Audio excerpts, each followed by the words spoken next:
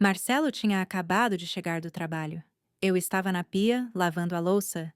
Era uma noite comum, como tantas outras. Até que ele disse que precisava conversar. A voz saiu abafada, como se nem ele acreditasse no que estava prestes a dizer. E então confessou que estava apaixonado por outra pessoa. Eu não me virei. Simplesmente terminei de lavar a xícara, coloquei na secadora, enxuguei as mãos com o pano de prato. Só então, com a mesma calma, falei que se ele amava a outra, que fosse embora. Sem gritos, sem cena, palavras simples, como se estivéssemos discutindo algo corriqueiro, e não o fim de um casamento. Ele tentou se justificar. Disse que não queria me machucar. Eu apenas pedi que, se fosse mesmo assim, que saísse com dignidade. Sem mágoas barulhentas. Peguei minha caneca de cerâmica favorita e enchi com café forte. Sentei à mesa, sem olhar para ele, e lembrei tudo o que vivemos. Foram mais de 20 anos juntos. Criamos nosso filho, construímos uma casa, enfrentamos momentos bons e difíceis. Eu segurei tudo enquanto ele trabalhava. Aquilo não podia ter sido em vão. E então falei que ele podia ficar com tudo: casa, móveis, contas. Eu só queria uma coisa: que ele ficasse mais um mês. Expliquei que minha mãe, Dona Lúcia, faria 70 anos, que ela o considerava como um filho, e que eu não queria que o aniversário dela fosse marcado por tristeza ou decepção. Pedi apenas um último presente: que ele ficasse esse tempo comigo, sem frieza, sem brigas. Que sorrisse, ajudasse com o café, trouxesse os docinhos que ela tanto amava, e depois poderia ir. Eu não iria segurar. Marcelo assentiu. Esperava choro, escândalo, talvez até xícaras voando. Mas encontrou silêncio e um pedido tão humano que o deixou sem palavras. Ele me perguntou se eu já tinha tomado a decisão, e eu disse que sim. Lá fora, uma chuva leve de maio batia na janela. As gotas marcavam o tempo que restava da nossa história. O mês seguinte foi estranho. Era como se o tempo tivesse parado. Continuei sendo quem sempre fui, cuidando da casa, recebendo visitas, sorrindo. Mas dentro de mim havia silêncio. Um silêncio profundo, pesado.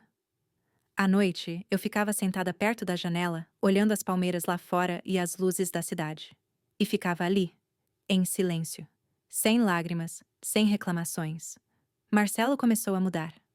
Ligava cada vez menos para essa outra. Começou a trazer flores. Primeiro margaridas simples, depois rosas como as que ele me dava quando éramos jovens. Eu as recebia em silêncio, colocava na água e seguia o dia. Passei a preparar os pratos que ele mais gostava. A carne com batata do jeito que a mãe dele fazia. A torta de maçã que ele nunca conseguia resistir. Às vezes, ele me olhava como se quisesse dizer algo, mas não falava. Uma noite, elogiou minha aparência. Brinquei dizendo que meu rosto estava quase enlouquecido de tanto cansaço. Ele riu. E foi um riso verdadeiro, daqueles que vêm do fundo do peito. Algo ali, entre nós, ainda pulsava. O aniversário de Dona Lúcia foi perfeito. Decorei cada canto da casa com cuidado.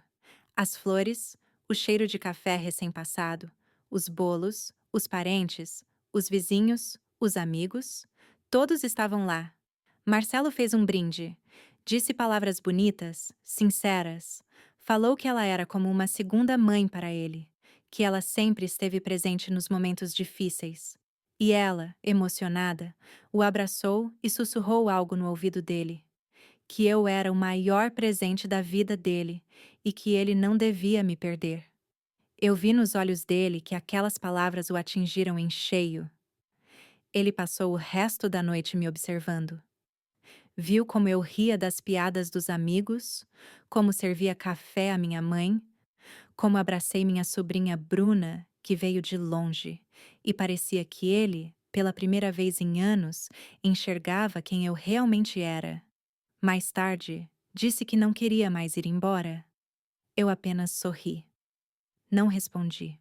Na manhã seguinte, saí cedo. Deixei um bilhete sobre a mesa. Fui resolver umas coisas. Volto à noite. Te amo. Vi. Mas eu não voltei. Naquela noite, nem no dia seguinte. No início da tarde, ele recebeu uma ligação do hospital. Fui internada para uma cirurgia. Câncer. Eles disseram que não conseguiram me salvar.